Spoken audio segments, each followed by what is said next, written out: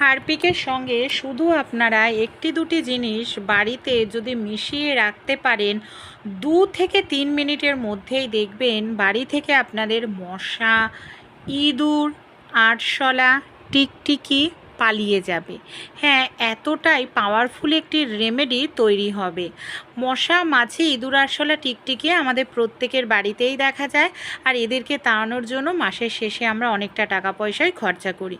কিন্তু ঘরোয়া এই রেমেডিটি যদি আমরা অ্যাপ্লাই করতে পারি না, আমাদের ঘরের ভেতর থেকে কোনা কাঞ্চিতে কোথাও আর মশা, ইঁদুর, আরশোলা, টিকটিকি লুকিয়ে থাকতে পারবে না। এমনকি এর কারণে আমাদের অনেকটা টাকাও কিন্তু বেঁচে যাবে। আর মশা, মাছি, ইঁদুর, আরশোলা, টিকটিকি তাড়ানোর জন্য যে ওষুধ, স্প্রে, তেল ব্যবহার করা হয় সেগুলো কিন্তু স্বাস্থ্যের জন্য ক্ষতিকর। তাই চলুন একবার আমরা রেমেডিটি দেখে নিই, ভালো লাগলে আপনারা অ্যাপ্লাই করবেন। আমাদের প্রত্যেকের বাড়িতেই কিন্তু কম বেশি এই ধরনের ধূপকাঠি থাকেই বন্ধুরা। আমরা ব্যবহার করে থাকি পুজোয়, বা যে কোনো ধূপকাঠি, সুগন্ধিত ধূপকাঠি এখানে আপনারা নিয়ে নেবেন। দেখুন এখানে আমি 4টে ধূপকাঠি নিয়েছি, একটি পাত্র নিয়েছি। এমন ধরনের পাত্র ব্যবহার করবেন যে পাত্রগুলো আপনারা খাওয়ার কাজে ব্যবহার করেন না, রান্নার কাজে ব্যবহার করেন না, সেই পাত্রই এখানে আপনারা ব্যবহার করবেন। এবার আমি কি করছি, কাঠির থেকে এই দেখুন এইভাবে ধূপটাকে বের করে নিচ্ছি। আর এইভাবে আপনারা একটুখানি হালকা করে ঘোরালেই দেখবেন সহজেই কিন্তু এইভাবে দেখুন আপনারা এই মিশ্রণটা বেশি পরিমাণেও তৈরি করে রাখতে পারেন, 15-20 দিন ব্যবহার করতে পারবেন। মশা তো পালাবেই বন্ধুরা, সেই সঙ্গে দেখবেন বাড়িতে আপনাদের একটিও কিন্তু আরশোলা, ইঁদুর, টিকটিকি দেখতে পাবেন না, কারণ এটা ঘরোয়া রেমেডি। আর ঘরোয়া রেমেডিতে 100% ভালো কিন্তু রেজাল্ট পাওয়া যাবে। দেখুন এইভাবে আমি খুব ভালো করে এটাকে বের করে নিচ্ছি। আর এইভাবে একটুখানি হালকা করে ঘোরালেই দেখবেন সহজেই কিন্তু কাঠির থেকে ধূপটা আমাদের বের হয়ে যায়। আর এই ধূপের মধ্যেই আমরা একটি দুটি জিনিস ব্যবহার করব। দেখুন এখানে আমি বের করে নিলাম। এবার আমি যে জিনিসটা ব্যবহার করছি বন্ধুরা, হারপিক আমাদের প্রত্যেকের বাড়িতেই কিন্তু থাকে বন্ধুরা। এখানে দেখুন 1 চামচ পরিমাণ মতো আমি এখানে হারপিক দিয়ে দিচ্ছি। সেই সঙ্গে বন্ধুরা এখানে আমি নিয়ে নেব টুথপেস্টের গন্ধ দেখবেন আরশোলা এমনকি টিকটিকি একেবারেই কিন্তু সহ্য করতে পারে না। এবার কি করব, সব উপকরণ দিয়ে আমাদের খুব ভালো করে এখানে মিশিয়ে নিতে হবে। যেহেতু এখানে আমরা টুথপেস্ট দিয়েছি, টুথপেস্টের সঙ্গে হারপিক যখন ভালোভাবে মেশে এইভাবে মিশ্রণটা ফুলে উঠবে, এমনকি ফেনা মতো তৈরি হয়ে যাবে। দেখুন খুব সুন্দর করে এটাকে আমরা এইভাবে মিশিয়ে নেব। এইভাবে খুব সুন্দর করে না এটাকে আপনারা মিশিয়ে নিন। এবার এটাকে আমরা দুভাবে ব্যবহার করব। একটি পাত্র নিয়ে নিয়েছি। আর দেখুন আটা কিন্তু আমাদের প্রত্যেকের বাড়িতেই কম বেশি থাকে বন্ধুরা। এখানে আপনারা এইভাবে বেশ কিছুটা আটা নিয়ে নিন।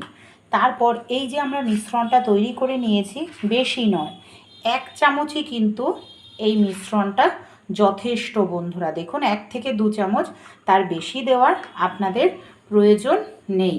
এবার দেখুন খুব ভালো করে এটাকে আমাদের আটার সঙ্গে মিশিয়ে নিতে হবে, যাতে আটার মধ্যে প্রত্যেকটা পার্ট খুব ভালোভাবে মেশে।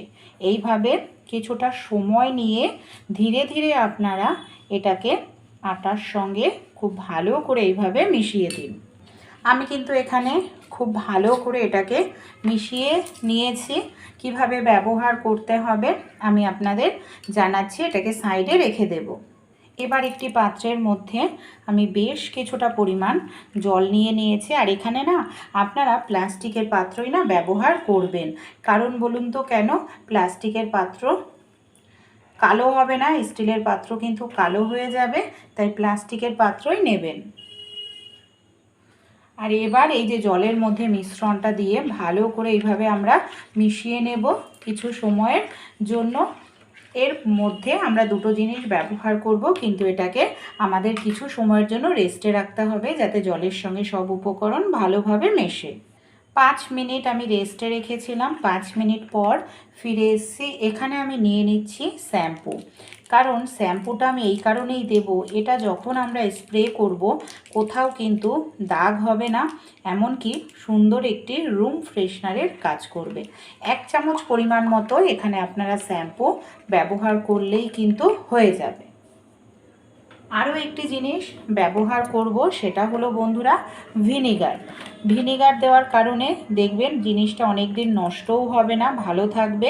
এমনকি অনেক সময় দাগ হয়ে যাওয়ার সম্ভাবনা থাকে দেয়ালে বা কোথাও যখন দিই আমরা, তাই এটা আপনাদের কিন্তু কোনো রকম দাগ হবে না।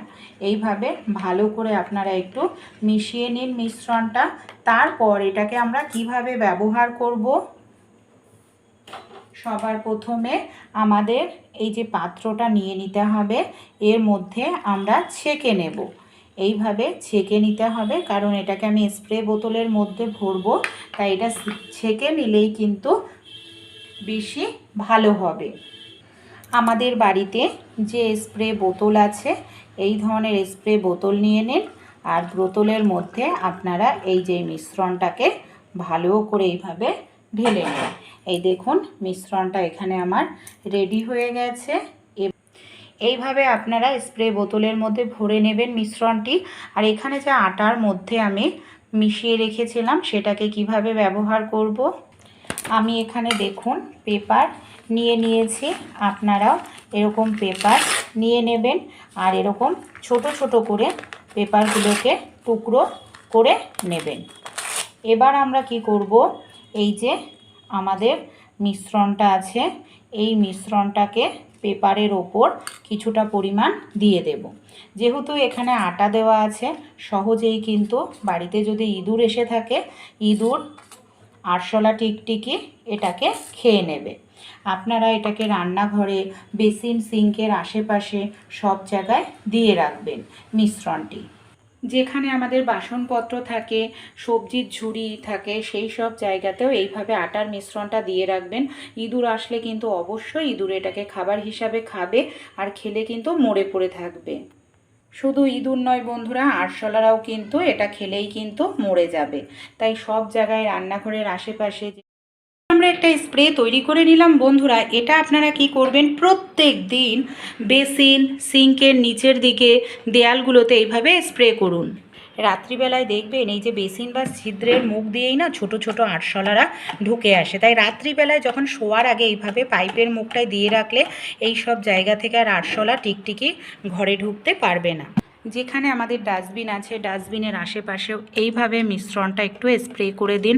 এই সব জায়গাতেও কিন্তু দেখবেন গন্ধের কারণে আর আসতে পারবে না। বাড়িতে সোফা থাকলে সোফার নিচে, ওয়াশিং মেশিন, ডাইনিং টেবিলের নিচে প্রত্যেক দিন এটাকে স্প্রে করুন। দেখবেন এর যে একটা স্ট্রং গন্ধ রয়েছে, গন্ধের কারণেই সেই সব জায়গা থেকে মশারা খুব দ্রুত তাড়াতাড়ি পালিয়ে যাবে। বেসিন বা আপনাদের আলমারির পেছন দিকটাতেও স্প্রে করবেন। বাড়িতে যে পর্দা রয়েছে, পর্দার পেছন দিকটাতেও একটু স্প্রে করে দেবেন মিশ্রণটা। এই সব জায়গাতেও মশারা আর আসতে পারবে না, আরশোলা, টিকটিকির উৎপাতও। উপকার পেলে বন্ধু বান্ধবদের সঙ্গে অবশ্যই শেয়ার